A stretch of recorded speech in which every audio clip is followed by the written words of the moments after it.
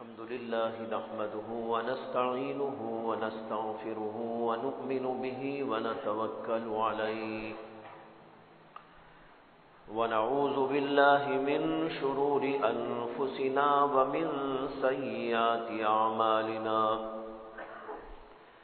من يهده الله فلا مضل له ومن يضلله فلا هادي له ونشهد أن لا إله إلا الله وحده لا شريك له ونشهد أن سيدنا ومولانا محمدا عبده ورسوله صلى الله عليه وعلى آله وأصحابه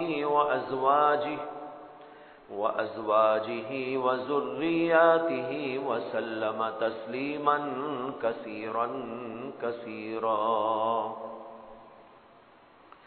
أما بعد فأعوذ بالله من الشيطان الرجيم بسم الله الرحمن الرحيم وما أرسلناك إلا رحمة للعالمين صدق الله العظيم. محترم حضرات، متعدد جمعہ سے آپ حضرات کے سامنے بالترتیب رسول اکرم صلی اللہ علیہ وسلم کی حیات طیبہ کے پہلو اور گوشے پیش کیے جا رہے ہیں. گزشتہ جمعہ آپ کے سامنے تذکرہ آیا تھا اللہ کے نبی علیہ الصلاۃ والسلام کے نبی بنائے جانے کا، کہ جب آپ غار حرا میں تھے، عبادت میں مصروف تھے، اللہ کا فرشتہ آپ کے پاس میں آیا اور آپ کے اوپر اللہ کی آیتیں نازل کی گئی. اس کے بعد اللہ کے نبی علیہ الصلاۃ والسلام لوگوں کے درمیان میں اس کا پرچار بہت آہستہ آہستہ فرما رہے تھے، مخفی طور پر اس دعوت کے پیغام کو عام کرتے جا رہے تھے. بتایا گیا تھا کہ سب سے پہلے حضرت خدیجۃ الکبریٰ رضی اللہ تعالی عنہا نے ایمان قبول کیا، پھر اس کے بعد حضرت علی کرم اللہ تعالی وجہہ نے قبول کیا. روایتوں میں آتا ہے کہ اللہ کے نبی علیہ الصلاۃ والسلام اور حضرت خدیجۃ الکبریٰ رضی اللہ تعالی عنہا دونوں ایک دن نماز پڑھ رہے تھے. اس سے یہ بھی معلوم ہوتا ہے کہ نماز کا آغاز اسی وقت سے ہو گیا تھا جب سے کہ اللہ کے نبی علیہ الصلاۃ والسلام کو نبی بنایا گیا تھا.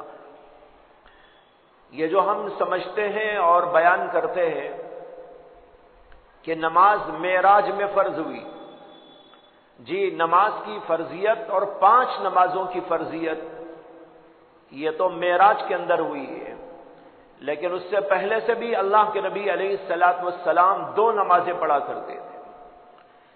ایک نماز فجر کی پڑھتے تھے اور دوسری نماز عصر کی پڑھتے تھے. یہ 2 نمازیں شروع دور سے آ رہی ہیں. تو اللہ کے نبی علیہ الصلاۃ والسلام نماز پڑھ رہے تھے حضرت خدیجۃ الکبریٰ رضی اللہ تعالی عنہا کے ساتھ. یہ بالکل اسلام کی ابتدا کا وقت ہے اور ابھی ابھی آپ کو نبی بنایا گیا ہے. 2-4 دن کے اندر کا قصہ ہے. اللہ کے نبی صلی اللہ علیہ وسلم نماز پڑھ رہے تھے، اتنے میں حضرت علی کرم اللہ تعالی وجہہ جو اس وقت میں صرف 10 برس کے بچے تھے، وہ حضور اقدس صلی اللہ علیہ وسلم ہی کے گھر میں تربیت پاتے تھے، رہتے تھے. وہ آئے گھر میں تو دونوں کو دیکھا، اللہ کے نبی کو بھی اور حضرت خدیجۃ الکبریٰ کو بھی، کہ دونوں کچھ کر رہے ہیں. ایسا کرتے ہوئے انہوں نے کبھی کسی کو دیکھا ہی نہیں تھا. اس لیے کہ نماز وہاں کون پڑھتا تھا؟ وہاں تو سارے بت کے پجاری تھے، گاتے تھے، ناچتے تھے اور مختلف قسم کی الٹی سیدھی حرکتیں کیا کرتے تھے. آج وہ دیکھتے ہیں کہ محمد الرسول اللہ صلی اللہ علیہ وسلم بھی اور حضرت خدیجۃ الکبریٰ رضی اللہ تعالی عنہا بھی، یہ دونوں کچھ کر رہے ہیں. سجدے میں پڑ جاتے ہیں، رکوع کر رہے ہیں، کھڑے ہو کر کچھ پڑھ رہے ہیں۔ جب یہ کرتا ہوا دیکھا تو انہوں نے رسول اللہ صلی اللہ علیہ وسلم سے کہا کہ آپ یہ جو کر رہے تھے یہ کیا ہے، یہ کیا طریقہ ہے جو آپ نے اختیار کیا ہے؟ اللہ کے نبی علیہ الصلاۃ والسلام نے حضرت علی سے کہا کہ بیٹا دیکھو، یہ وہ دین ہے جو اللہ نے میرے اوپر نازل کیا ہے، یہ اللہ کی عبادت کا طریقہ ہے۔ بتوں کی عبادت کا طریقہ جو یہاں پر ہے، یہ دراصل اللہ کے طریقے کو چھوڑ کر، دین کو چھوڑ کر لوگوں نے اختیار کیا ہے۔ اصل دین تو وہ ہے جو میں تمہارے سامنے پیش کر رہا ہوں، یہ ہے اللہ کی عبادت کا طریقہ۔ اور پھر اللہ کے نبی علیہ الصلاۃ والسلام نے حضرت علی سے کہا کہ تم بھی اس دین کو قبول کر لو، مجھے اللہ کا نبی مانو اور دین کے اس طریقے پر چلو۔ تو حضرت علی رضی اللہ عنہ کہنے لگے کہ طریقہ تو بہت اچھا لگ رہا ہے، لیکن میں اپنے باپ سے اس بات کی اجازت لے لیتا ہوں، یعنی حضرت ابو طالب سے۔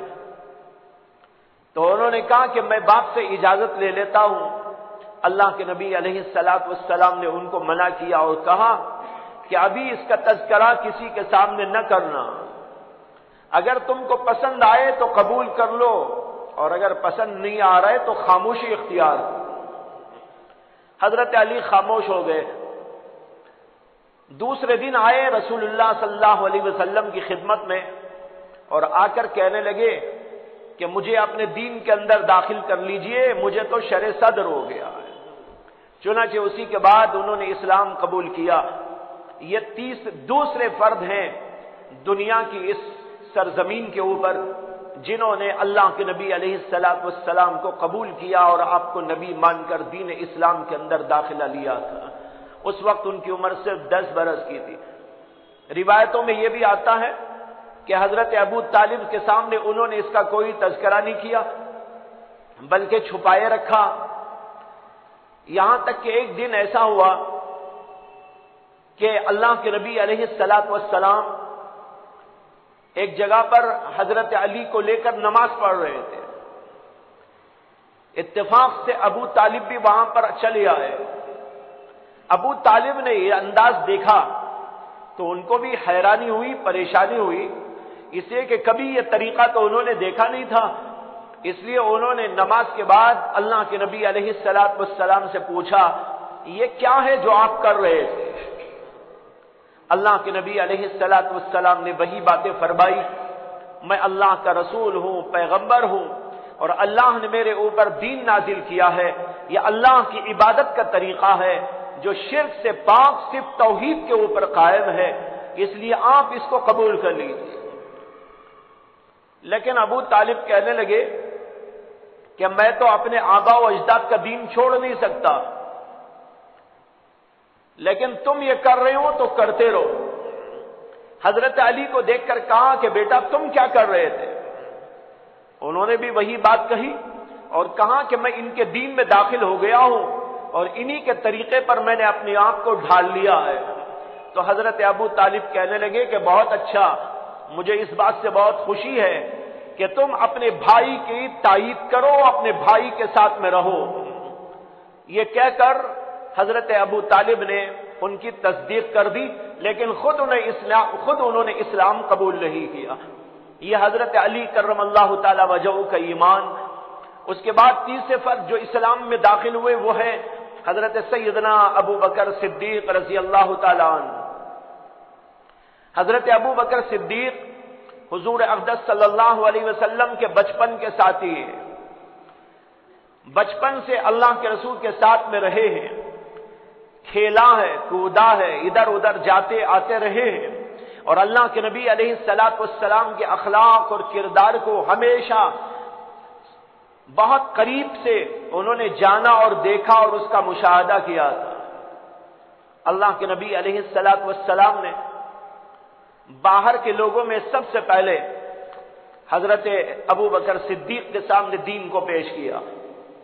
حضرت ابو بکر صدیق رضی اللہ تعالی عنہ نے حضور اقدس صلی اللہ علیہ وسلم سے جب یہ سنا کہ میں اللہ کا پیغمبر ہوں، اللہ نے مجھے ایک دین عطا کیا ہے، اس دین کا طریقہ یہ ہے، اس کے اندر توحید ہے اور اس کے اندر شرک کی مذمت ہے، اور یہ بتوں کا طریقہ، بتوں کی پوجا کا طریقہ اس کے اندر نہیں ہے، تمہارے آباء و اجداد غلط طریقے پر اب تک رہے، میں صحیح طریقہ تمہارے سامنے پیش کر رہا ہوں، اس کو قبول کر لو۔ تو حضرت ابو بکر صدیق نے بلا چوں چرا فوراً قبول کر لیا، اس لیے کہ وہ جانتے تھے اللہ کے نبی علیہ الصلوۃ والسلام کے اخلاق کیا تھے، آپ کا کردار کیا تھا، آپ کی سچائی اور دیانت اور امانت وہ بالکل آشکارا تھی۔ انہوں نے جو ہی سنا انہوں نے فوراً قبول کر لیا اور کہا کہ آپ کا پیغام میں قبول کرتا ہوں اور آپ کو میں نبی تسلیم کرتا ہوں۔ حدیث میں آتا ہے اللہ کے نبی علیہ الصلوۃ والسلام نے فرمایا کہ جن لوگوں کے سامنے بھی میں نے دین کو پیش کیا انہوں نے پسو پیش کیا، انہوں نے کچھ میرے سے معارضہ کیا، میرے سے مباحثہ کیا، کچھ نہ کچھ جو ہے آگے پیچھے ہوتے رہے، سوائے ابو بکر صدیق کے کہ جو ہی میں نے ان کے سامنے دین اسلام کو پیش کیا انہوں نے فوراً قبول کر لیا۔ یہ تیسرے فرد تھے۔ اور حضرت ابو بکر صدیق مکہ مکرمہ کی سرزمین پر ایک نامور انسان تھے، قد آور ان کی شخصیت تھی، لوگوں کے اندر ان کا بڑا مقام تھا، اگرچہ وہ کوئی رئیس تو نہ تھے لیکن اس کے باوجود ان کے اخلاق، ان کے کردار اور ان کے انداز زندگی سے لوگوں کے اوپر ایک بڑا اچھا اثر موجود تھا، لوگ ان کی بڑی تعظیم کیا کرتے تھے۔ اس لیے حضرت ابو بکر صدیق رضی اللہ تعالی عنہ کے اسلام لانے سے بہت سارے لوگوں کو غور و فکر کا موقع ملا اور بڑے بڑے لوگ اسلام کے اندر داخل ہوئے، جن میں سے حضرت سیدنا عثمان بن عفان رضی اللہ تعالیٰ عنہ بھی، حضرت زبیر ابن عوام رضی اللہ تعالیٰ عنہ بھی ہیں، اسی طریقے پر اور بعض صحابہ جو بڑے بڑے درجے کے مانے جاتے تھے، یعنی وہاں مکے کی سرزمین پر ان کا ایک دبدبہ تھا، ایک روب تھا، ایک مقام تھا، ایسے لوگ حضرت ابو بکر صدیق رضی اللہ تعالیٰ عنہ کے اسلام لانے پر اسلام لانے کے لیے تیار ہو گئے، جن میں حضرت عثمان غنی بھی ہیں جن کو ذی النورین کہا جاتا ہے۔ حضرت عثمان غنی اپنا قصہ سناتے ہیں اسلام لانے کا کہ ایک دن میں نے اپنی خالہ کے گھر جا کر ان سے ملاقات کرنی چاہی، ان کا نام تھا ام سودا۔ میں ان کے گھر گیا اور میری خالہ نجومی عورت تھی، یعنی نجوم سے کچھ باتیں بیان کیا کرتی تھی۔ کہتے ہیں کہ میں ان کے پاس میں گیا تو انہوں نے کچھ اشعار پڑھ کر مجھے خطاب کیا۔ ان اشعار کا خلاصہ یہ تھا کہ تم بڑے بابرکت ہو، تمہیں بڑا خیر ملنے والا ہے اور تم راہ ہدایت پر ہو، اس طرح کی باتیں انہوں نے شعر کے اندر پیش کی، اور یہ بھی کہا ایک شخص نبوت کا دعوے دار ہوگا اور اس شخص کی تم اتباع کرو گے اور اس کے دین کو تم سنبھالو گے۔ اس طرح کی باتیں اس نے اشعار کے اندر کہنی شروع کر دی۔ ان کو کچھ سمجھ میں آیا نہیں۔ جب سمجھ میں ہی نہیں آیا تو انہوں نے جو ہے پھر ان سے پوچھا کہ کیا ہے، مجھے ذرا سمجھاؤ۔ تو پھر انہوں نے اور زیادہ وضاحت کے ساتھ میں کچھ اشعار پیش کیے، اور اس کے اندر بھی یہی مضمون تھا کہ محمد اللہ کے رسول ہیں، وہ ایک دین حق کو لے کر آئے ہیں، جو آدمی ان کا اتباع کرتا ہے اس کے لیے بڑے مراتب ہوں گے اور تم بھی ان کے دین میں قائم ہو جاؤ۔ نجومی عورت اپنے نجوم کی بنیاد پر یہ باتیں کہنے لگی اشعار کے اندر۔ وہ تھی حضرت عثمان بن عفان کی خالہ۔ حضرت عثمان بن عفان رضی اللہ تعالیٰ عنہ کہتے ہیں اس کی باتیں میں سن کر نکلا اور میرے ذہن کے اندر ایک تذبذب پیدا ہو گیا کہ کیا باتیں ہیں، وہ کون ہے جو نبوت کا دعوے دار ہے، وہ کون ہے جو کوئی دین لے کر آیا ہے۔ ان کے حضرت ابو بکر صدیق سے تعلقات پرانے تھے. حضرت ابو بکر صدیق سے وہ ملے اور کہنے لگے کہ آج میں میری خالہ کے گھر گیا, میری خالہ نے ایسی ایسی باتیں کہی جو نجومی ہے, نجوم کی بنیاد پر وہ باتیں کہتی ہے. اس نے ایسی ایسی باتیں کہی, میری سمجھ میں تو کچھ نہیں آ رہا ہے کہ وہ کون ہے جو نبوت کا دعوے دار, اور وہ کون ہے جو دین حق کو لے کے آیا ہے, اور اس نے یہ بھی کہا کہ میں اس دین میں داخل ہو جاؤں گا, مجھے تم کچھ اس کے بارے میں کہہ سکتے ہو. حضرت ابو بکر تو مسلمان ہو ہی چکے تھے. انہوں نے کہا آؤ میں تم کو سمجھاتا ہوں.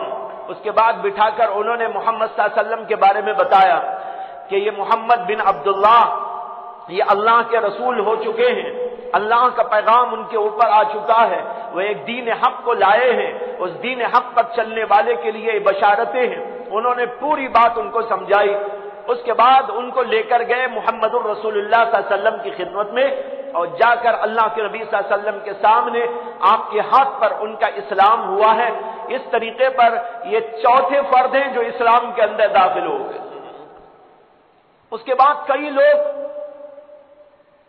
وہاں پر اسلام کے اندر داخل ہونے شروع ہو گئے. تقریباً اس زمانے میں ان حضرات ہی کی محنت سے 40 سے 50 آدمی اسلام کے اندر داخل ہوئے. لیکن 40-50 آدمی جو اسلام میں یہ داخل ہوئے, یہ علل اعلان نبوت کا پرچار ہوئے بغیر داخل ہوئے.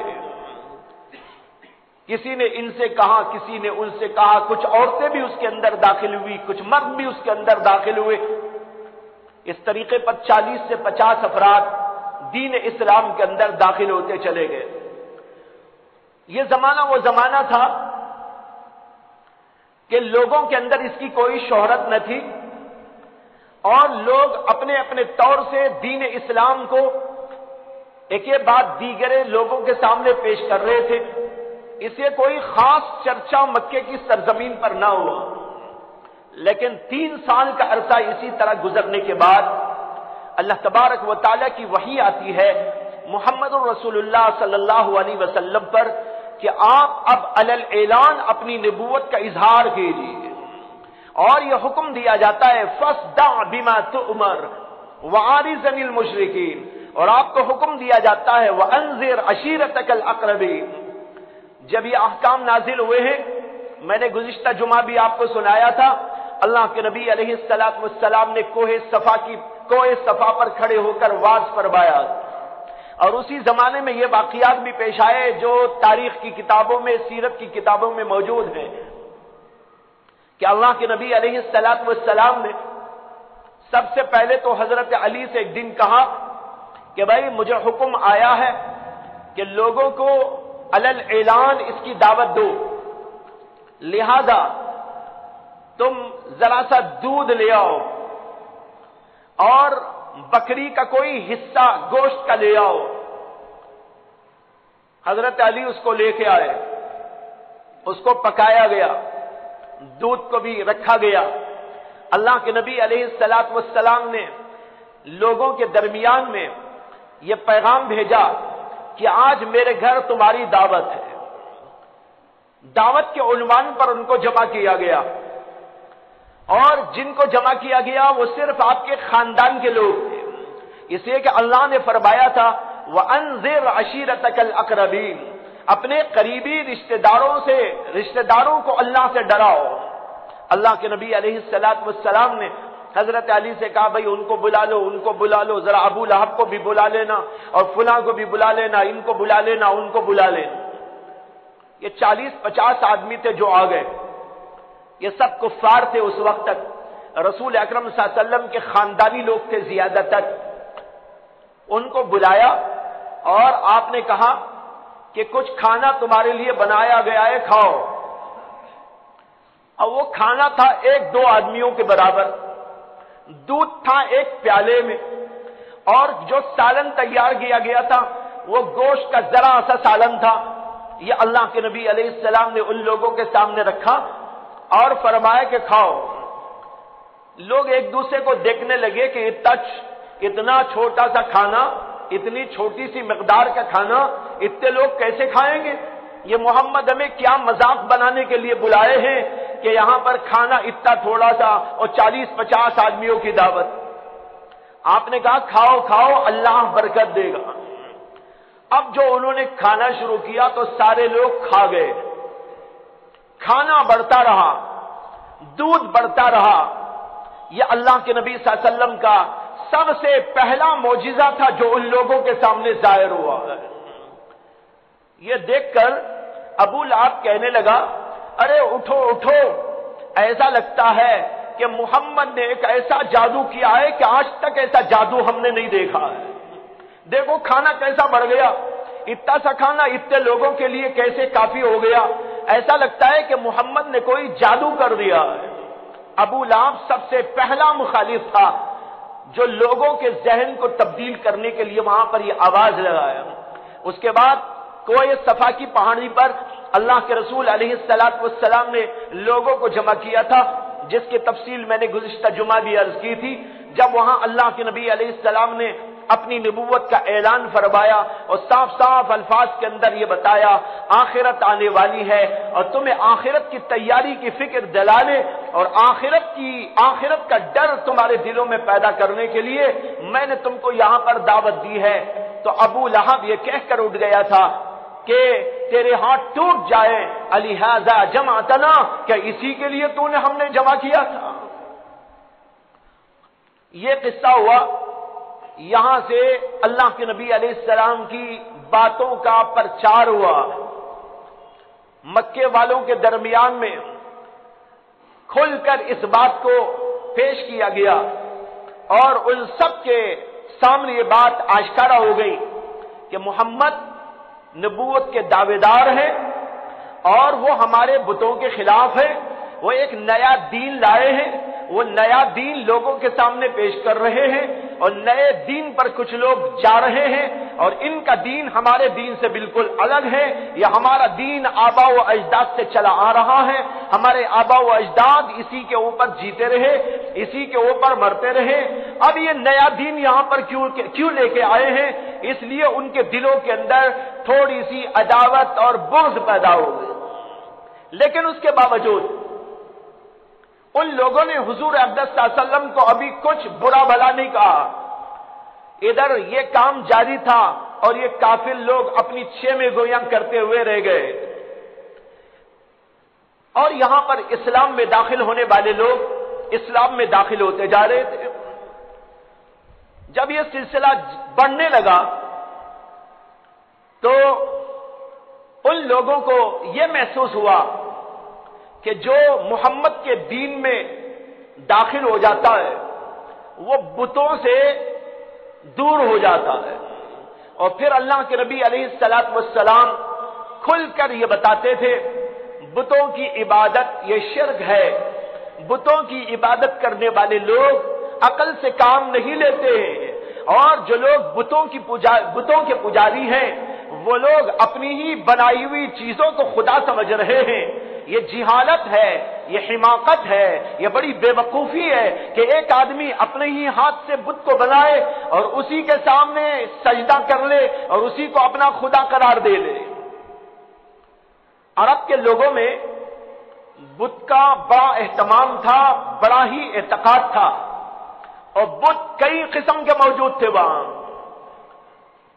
پتھروں کی پوجا ہوتی تھی، پتھروں کی تراش کر کے ان کو بنایا جاتا تھا. بعض جگہ پر درخت ہوتے تھے، ان درختوں کی پوجا ہوتی تھی. اس کے علاوہ کوئی چکنا چپڑا پتھر مل جائے تو اس کو سامنے رکھ کر عبادت کرتے تھے. اور جو ہے جانوروں کی عبادت بھی ہوتی تھی. اس طریقے پر مختلف چیزوں کی پرستش کا وہاں پر رواج تھا. علامہ ابن الجوزی نے مستقل کتاب لکھی ہے اس زمانے کی تاریخ پر جس کا نام ہے کتاب الاسنام، بتوں کی کتاب. یعنی اس کے اندر اس زمانے میں بتوں کا جو سلسلہ تھا اور کن کن چیزوں کی پوجا ہوتی تھی اور اس کے طریقے کیا ہوا کرتے تھے ایک تاریخی طور پر انہوں نے تجزیہ پیش کیا ہے اس کتاب کے اندر. بہرحال جب انہوں نے دیکھا کہ محمد صلی اللہ علیہ وسلم بتوں کو برا بھلا کہتے ہیں، برا بھلا کہنے سے مراد یہ ہے کہ آپ کہتے ہیں کہ بتوں کی پوجا نہ کرو. بتوں کی پوجا کرنا عقل کی بات نہیں ہے. بتوں کی پوجا کرنا دانشمندی کی بات نہیں ہے، بتوں کی پوجا کرنا یہ بے عقلی کی بات ہوتی ہے۔ اللہ کے نبی علیہ الصلوۃ والسلام اس کو واضح کرتے جا رہے تھے۔ یہاں سے ان لوگوں میں عداوت پیدا ہو گئی۔ انہوں نے سوچا اب ہم خاموش نہیں رہ سکتے، اب تک تو ہم ذرا خاموشی اختیار کیے ہوئے تھے، لیکن اب ہم اس پر خاموشی نہیں اختیار کر سکتے۔ اس کے لیے انہوں نے سب سے پہلا کام یہ کیا کہ ابو طالب کے پاس میں پہنچے، جو حضور اقدس صلی اللہ علیہ وسلم کے چچا تھے، اور چچا ہونے کے ساتھ ساتھ اللہ کے نبی علیہ الصلوۃ والسلام کے سرپرست بھی تھے۔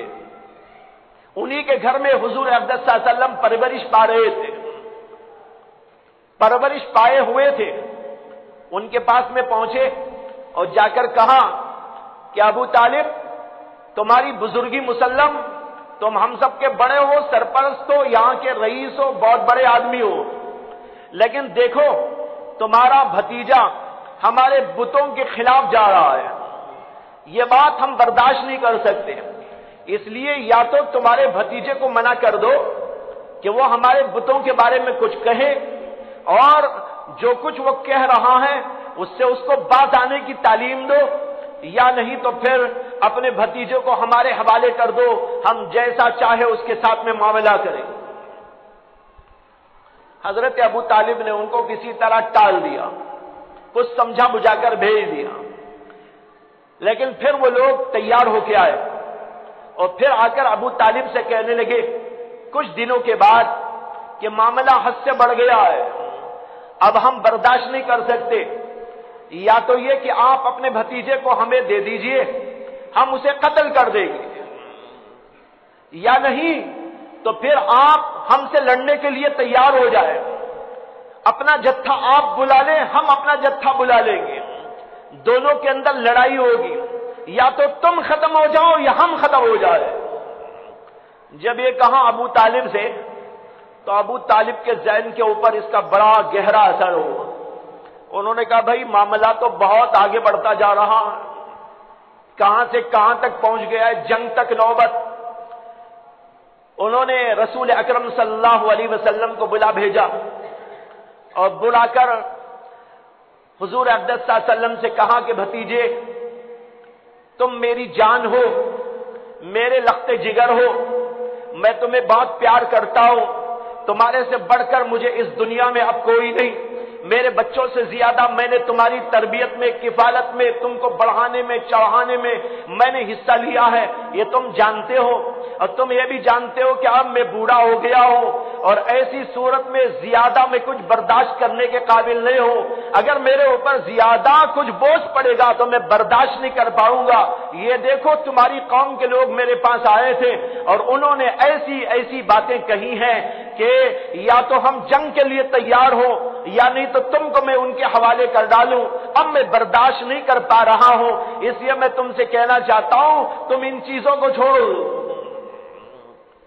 یہ ابو طالب کی بات تھی، بڑا گہرا اثر تھا ان کے اوپر، وہ اپنے آپ کو سمجھ رہے تھے کہ اب میں مزید برداشت نہیں کر سکوں گا، اگر جنگ تک نوبت پہنچ گئی تو میں کیا کر سکوں گا۔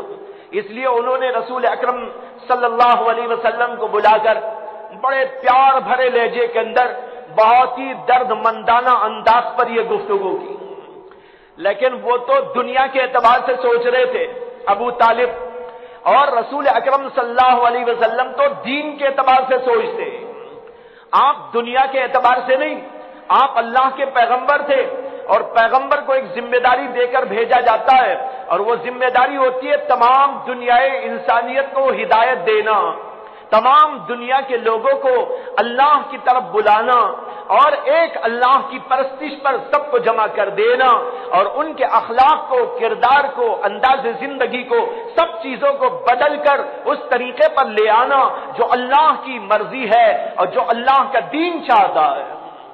اللہ کے نبی علیہ الصلوۃ والسلام ابو طالب کی گفتگو سننے کے بعد بہت دلگیر ہو گئے، آپ کی آنکھوں سے آنسو جاری ہو گئے اور کہنے لگے کہ چچا اگر آپ میرا ساتھ نہ دینا چاہیں تو آپ میرا ساتھ نہ دیں، کوئی پرواہ کی بات نہیں ہے، اس لیے کہ میرا تو حامی و مددگار اللہ ہے جس نے مجھے نبی بنا کر دنیا میں بھیجا ہے۔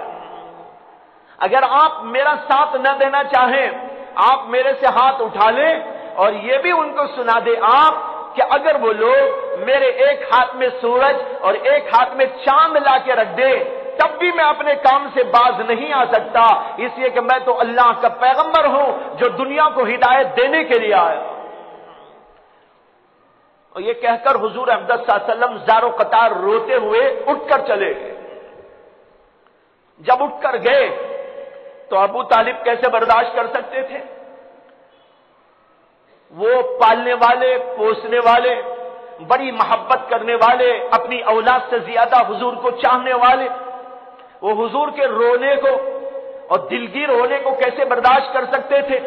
جب حضور اٹھ کر جانے لگے تو فرمایا کہ محمد آؤ آؤ۔ اللہ کے نبی علیہ السلام پھر آئے، بیٹھ گئے۔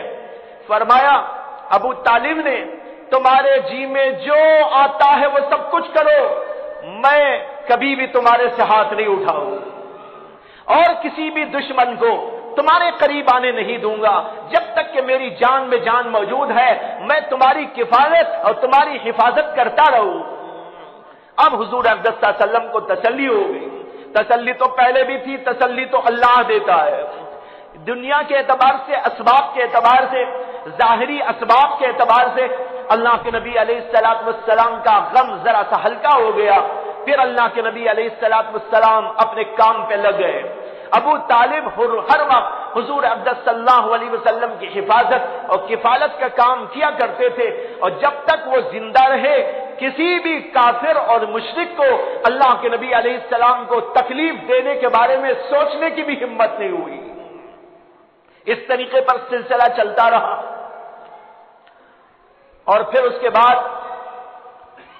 جب ان لوگوں نے دیکھ لیا کہ ابو طالب جیسی شخصیت وہ بھی ہمارے ساتھ آنے کو تیار نہیں، اگر وہ ہمارے ساتھ آ جاتے پھر تو ہم محمد کا جو کچھ کرنا تھا وہ کر دیتے، لیکن اب وہ ان کی پشت پر موجود ہیں اور ان کی سرپرستی کر رہے ہیں، ان سے مخالفت کا مول لے لینا آسان نہیں ہے۔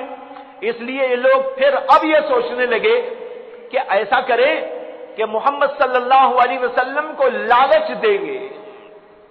اب تو ڈرا کے دیکھا، دھمکا کے دیکھا، مار توڑ کی بات کر کے دیکھا، جنگ تک لانے کی نوبت کرنے کی بات کہہ دی، لیکن جب دیکھا کہ یہ ہو نہیں رہا ہے تو انہوں نے کہا کہ ان کو لالچ دے کر ذرا اپنی بات پہ لانے کی کوشش کرے۔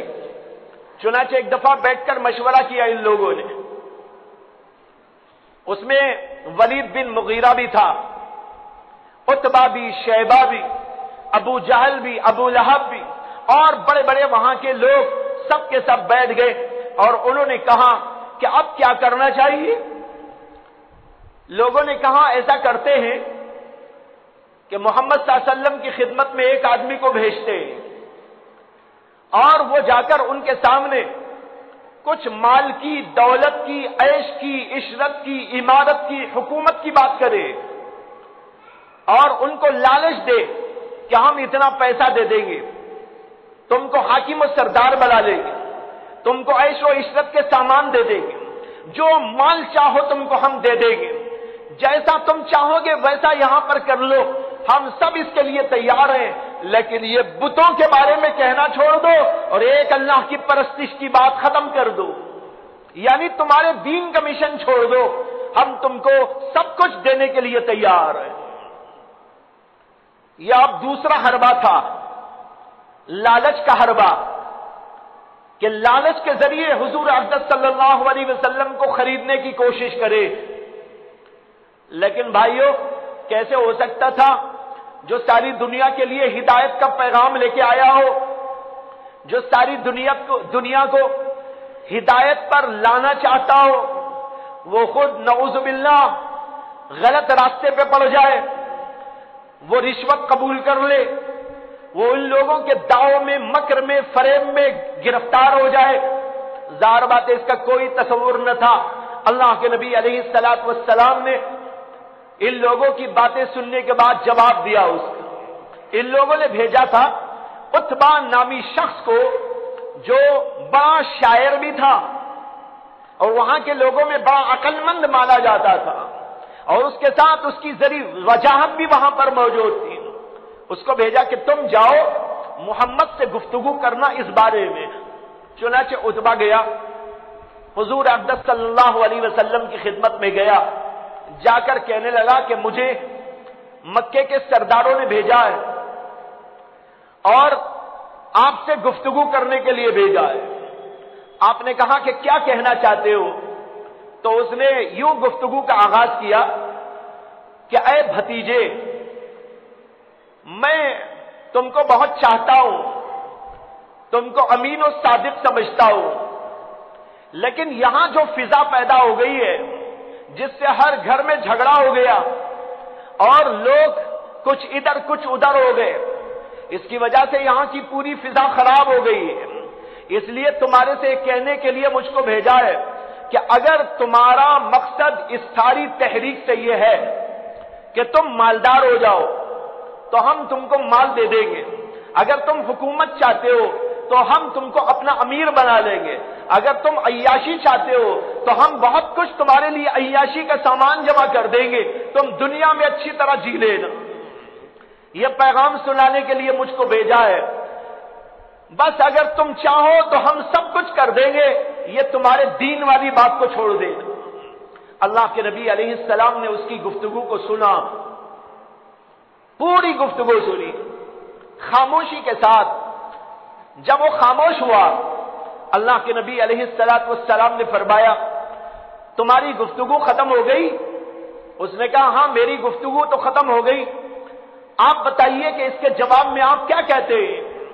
اللہ کے نبی علیہ السلام نے فرمایا میرا جواب تو صرف یہ ہے کہ میں پیسے کے لیے، مال کے لیے، حکومت کے لیے، عیش و عشرت کے لیے نہیں بلکہ دنیا کو ہدایت دینے کے لیے آیا ہوں، اس لیے میرا پیغام تم سننا چاہتے ہو تو سنو، میں اللہ کی آیتیں تم کو سناتا ہوں۔ یہ کہہ کر اللہ کے نبی علیہ السلام نے اس کے سامنے سورہ حامیم سجدے کی آیتیں پڑھنی شروع کر دی۔ حامیم سجدے کی آیات پڑھتے رہے وہ ساکت و صامت سنتا رہا، یہاں تک کہ اللہ کے نبی علیہ السلام ان آیتوں پر پہنچے جن میں کہا گیا ہے فَإِنْ آرَضُوا فَقُلْ أَنذَرْتُكُمْ صَاعِقَةً مِثْلَ صَاعِقَةِ عَادٍ وَثَمُودَ۔ اگر یہ لوگ نہیں مانتے، دین کی بات کو قبول نہیں کرتے، تو پھر ان کو ڈرائیے اس بات سے کہ جیسے قوم عاد اور قوم سمود کے اوپر بجلی کو گرایا گیا تھا، تمہارے اوپر بھی بجلی کون سکتی ہے۔ یہاں تک پہنچے اللہ کے نبی علیہ السلام۔ جب یہاں پر پہنچے تو اس کا دل لرزنے لگا، اس کے اوپر کبکبی طاری ہو گئی، ہیبت کے اندر وہ حضور کے قریب آ کر آپ کے منہ کے اوپر ہاتھ رکھ دیا اور کہنے لگا محمد بس کرو، اگر اور زیادہ پڑھو گے تو میرا تو کلیجہ پھٹ جائے گا۔ اللہ کے نبی علیہ السلام پھر بھی پڑھتے رہے۔ اس کے بعد اس نے کہا کیا پیغام دو؟ کہا کہہ دینا یہی پیغام ہے اللہ کا، یہ سنا دینا تمہارے لوگوں۔ اس کے بعد وہاں سے وہ اٹھ کے گیا، لوگ انتظار میں بیٹھے تھے اور عتبہ جب ان کے قریب پہنچا تو ابو جہل کہنے لگا کہ عتبہ جس چہرے سے گیا تھا اس چہرے سے واپس نہیں آ رہا ہے، یعنی اس کا دل بدل گیا ہے، کچھ جس چہرے سے گیا تھا اس چہرے سے واپس نہیں آ رہا ہے۔ چنانچہ یہ پہنچا وہاں پر عتبہ، لوگوں نے پوچھا کیا پیغام دیا انہوں نے؟ اس نے پوری تفصیل سنائی اور اس کے بعد میں کہا کہ وہ ایک ایسا کلام پیش کر رہے تھے، اس کلام کا کوئی جواب نہیں۔ اس نے کہا میں شاعر ہوں، میں گواہی دیتا ہوں کہ وہ شعر نہیں تھا، میں کاہن ہوں، میں گواہی دیتا ہوں کہ ان کا کلام کاہنوں جیسا نہیں تھا۔ اس نے کہا ان کے کلام کے اوپر ایک رونق تھی، ایک شوکت تھی، ایک عظمت تھی، اور وہ میرے دل کے اوپر چھاتی چلی جا رہی تھی۔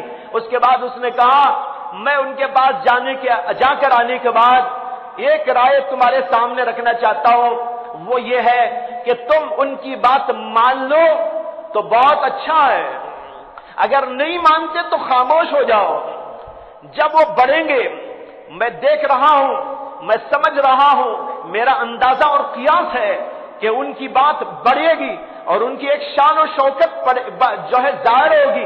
جب یہ ہوگا تو ان کی شان تمہاری ہی شان ہوگی، ان کی بڑائی تمہاری بڑائی ہوگی، لوگ مکے والوں کی تعریف کریں گے، جب ان کی تعریف ہوگی تو تمہاری بھی شان بڑھ جائے گی اس کے اندر، کیوں مخالفت کرتے ہو؟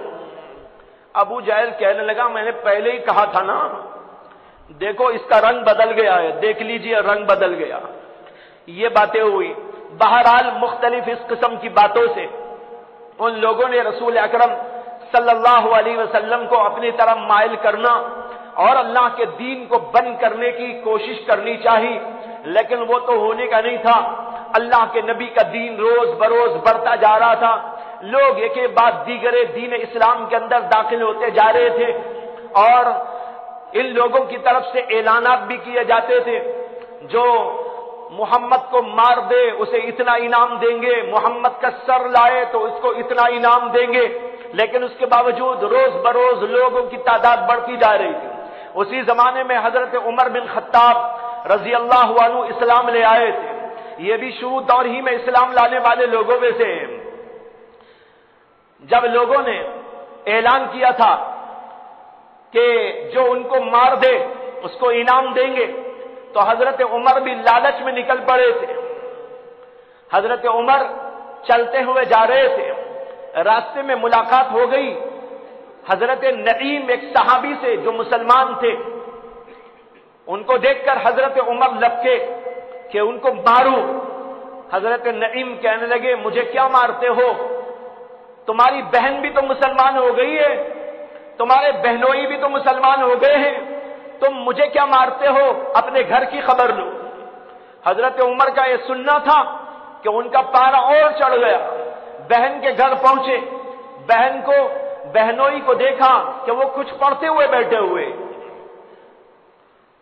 جا کر مارنا شروع کر ڈالا۔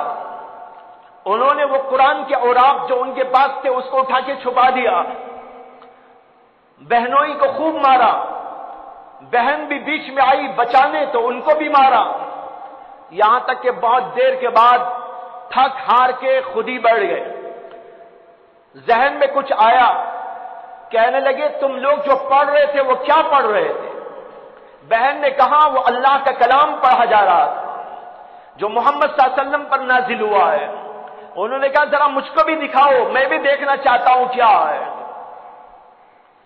بہن نے کہا کہ تم ناپاک ہو، ناپاک کو اللہ کا کلام نہیں دیا جائے گا، غسل کرو وضو کرو تب بتاؤ۔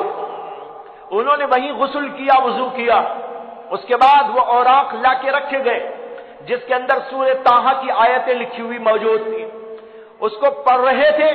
پڑھتے پڑھتے دماغ چینج ہو گیا، دل بدل گیا، یہاں تک کہ کہنے لگے کہ بہن مجھ کو بھی لے چلو محمد کے دربار میں بھی ایمان لانا چاہتا ہوں۔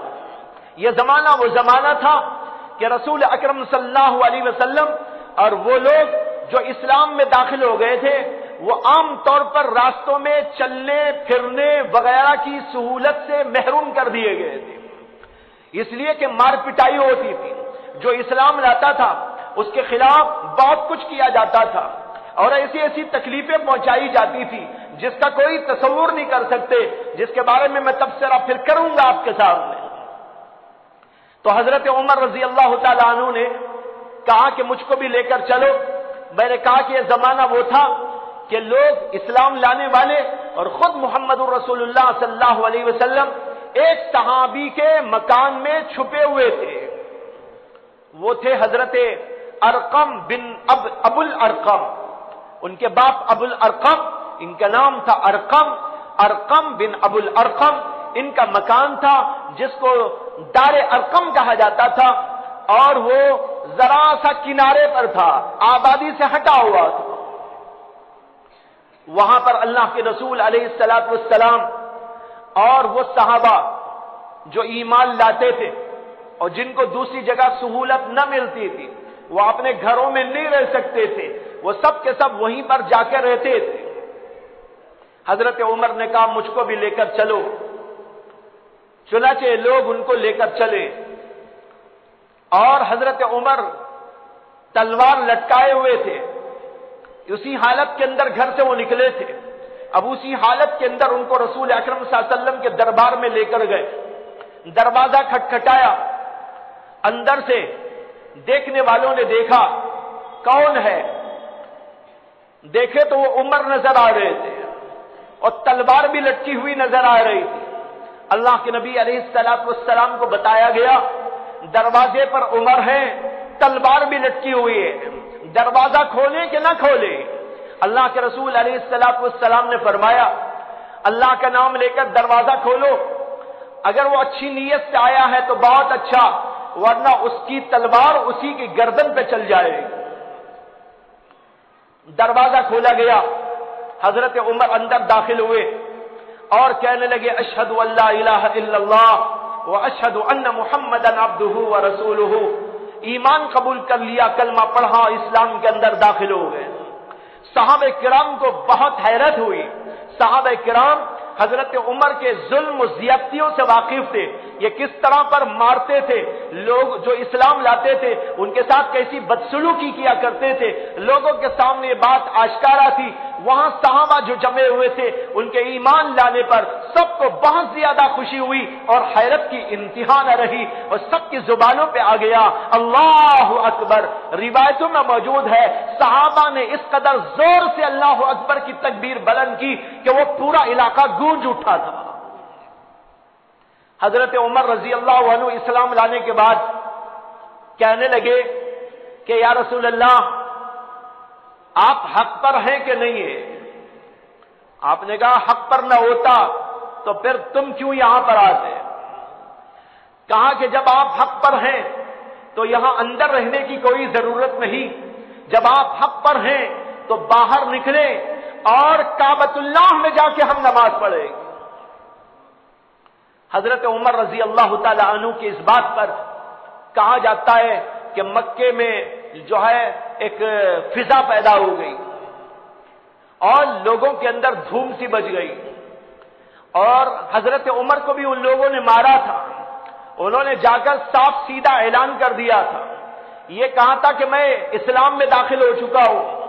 بعض لوگوں کو تو حضور اقدس صلی اللہ علیہ وسلم نے کہہ دیا تھا کہ تم ابھی اپنے اسلام کو ظاہر نہ کر رہا, جیسے حضرت بلال سے فرما دیا تھا. اس کے باوجود حضرت بلال رکے نہیں, وہ برابر کہتے تھے اللہ احد اللہ احد اللہ احد. ان کی پٹائی کی جاتی تھی, ان کے اوپر بڑا ظلم ڈھایا جاتا تھا. لیکن بعض صحابہ ایسے تھے جنہوں نے کچھ مصلحت سمجھ کر اپنے ایمان کا اظہار علل فور نہیں کیا, بعد میں کیا. لیکن حضرت عمر نے اسی وقت جا کے اعلان کیا اور لوگوں نے ان کی بھی پٹائی کر دی تھی. وہ بے ہوش ہو کے گر بھی گئے تھے, لیکن اس کے باوجود انہوں نے کہا کہ بہرحال میں اسلام لایا ہوں اور کوئی کچھ بھی کر لے میں اس دین کو آگے بڑھانے کی فکر کروں گا. اس طریقے پر ان کے اسلام لانے سے بہت سارے لوگوں کے لیے ڈھارس بن گئی اور اسلام میں آنے کا وہ سبب اور ذریعہ بن گئے. بھائیوں, یہ حضرات صحابہ جو شروع دور میں اسلام لائے اور اس زمانے کے اندر اس طریقے پر لوگوں کے درمیان میں جو ہے شدت تھی اور لوگ اسلام سے روکنے کی فکریں کرتے تھے, یہ سلسلہ بھی ایک طرف آگے جا رہا تھا اور دوسری طرف اسلام کے پھیلنے کا سلسلہ بھی آگے بڑھ رہا تھا. اسی درمیان میں حج کا موقع آ گیا. ابھی حج کچھ 1-2 مہینے باقی ہے تو سارے کفار پھر پریشان ہو گئے. انہوں نے ایک میٹنگ کرنی چاہی, لوگوں کو جوڑا. لوگوں کو جوڑنے کے بعد انہوں نے ولید ابن مغیرہ کے پاس جا کر مشورہ کیا. یہ مکے کے سرداروں میں سے ایک سردار تھا اور اس کو لوگ بڑا عقل مند سمجھتے تھے اور اس کی باتوں پر بہت دھیان دیا جاتا تھا. بہرحال اس کے پاس میں گئے اور جا کر کہنے لگے ابھی حج کے ایام آنے والے ہیں, لوگ دور دور سے آئیں گے, یہاں پر محمد کا یہ سلسلہ آگے بڑھتا جا رہا ہے اور عرب کے مختلف حصوں اور خطوں میں پھیل بھی گیا ہے. لوگوں کو اس کی جستجو بھی ہے کہ کیا ہے इसलिए जब लोग हज को आएंगे दूर दूर से, ये लोग आएंगे, मोहम्मद की बात सुनेंगे और फिर उनकी बात कबूल कर लेंगे और मक्के की सरजमीन से बाहर इनका दीन फैल जाएगा। इसलिए इसको रोकने की कोई कोशिश करनी चाहिए। मुगीरा ने कहा, वलीद बिन मुगीरा ने कहा, अच्छा मुझे बताओ तुम क्या करना चाहते हो, तुम्हारी कोई तदबीर है, तुम्हारे ज़हनों में कोई तरीका है? तो लोग कहने लगे, ऐसा करते हैं कि सारे आने वाले लोगों के सामने हम एक बात जाहिर करेंगे कि हमारे इस मक्के के अंदर एक मजनू पैदा हो गया है, पागल, उसकी बातें न सुने, वो बहुत बड़ा पागल है। वलीद बिन मुगीरा को हंसी आ गई। उसने कहा, अगर तुम मोहम्मद को पागल कहोगे तो सारी दुनिया तुमको पागल कहेगी। उनकी बातें जब सुनेंगे लोग, वो तो इतनी अक्लमंदी की बातें करते हैं, क्या अक्लमंद इंसान की बातों और पागल की बातों में फर्क नहीं हुआ करता? पागल तो हाँकता है, पागल तो बड़बड़ाता है, पागल तो किसी पे पत्थर मारता है, पागल तो उल्टी सीधी हरकतें करता है, पागल को न खाने आता है, न पीने आता है, न हगने मूतने आता है। और तुम मोहम्मद के बारे में अगर कहोगे ये पागल है, सारी दुनिया तुमको पागल कहेगी। लोगों ने कहा, अच्छा इसको छोड़िए, हम ऐसा करते हैं कि आने वाले लोगों में ये ऐलान कर देंगे, प्रचार कर देंगे कि हमारे इलाके में मक्के के अंदर एक शायर पैदा हो गया है, जबरदस्त शायर, वो शायरी से लोगों को अपनी तरफ माइल कर लेता है, इसलिए उनकी बात न सुने। वो कहने लगा, ये अरब की सरजमीन है, अरब का बच्चा बच्चा शायरी जानता है, जब उनकी बातें सुनेगा उसे खुद ही समझ में आ जाएगा ये शायरी नहीं है, ये तो कोई और कलाम है, सारे लोग तुम्ही को झूठा समझेंगे, इसलिए ये बात भी कहने की नहीं। लोगों ने कहा, ऐसा करते हैं कि उनको शायर नहीं तो साहिर कह देंगे। साहिर के माने क्या है? जादूगर। उसने कहा, हां ये बात चला दो, ये बात चल सकती है। उसने कहा, ये बात चल सकती है, जो भी अब आए कह दो एक जादूगर है, वो जादूगरी ऐसी करता है, माँ बाप को जुदा कर देता है, भाई भाई में जुदाई डाल देता है, मियां बीवी में जुदाई डाल देता है, ये प्रचार कर दो, लोग उससे दूर हो जाएंगे। अब लोगों ने यही बात मशहूर कर दी और जब हज के अय्याम आए तो हर इलाके में लोगों को लगा दिया कि भाई हमारे इलाके में एक जादूगर है, उसकी बात न सुनो, हमारे इलाके में जादूगर है, उसका नाम मोहम्मद है, उसकी बात न सुनो। इसलिए लोग परेशान होते थे, लेकिन उसके बावजूद जो नतीजा निकला वो अल्लाह की तरफ से फैसला कुन था, वो नतीजा इसके बरखिलाफ निकला जो मक्के वाले चाहते थे। यहां तक की बातें आपको सुनाई, फिर इसके बाद की बातें आपके सामने लाई जाएंगी। व आखिरु दावाना अनिल हम्दुलिल्लाहि रब्बिल आलमीन।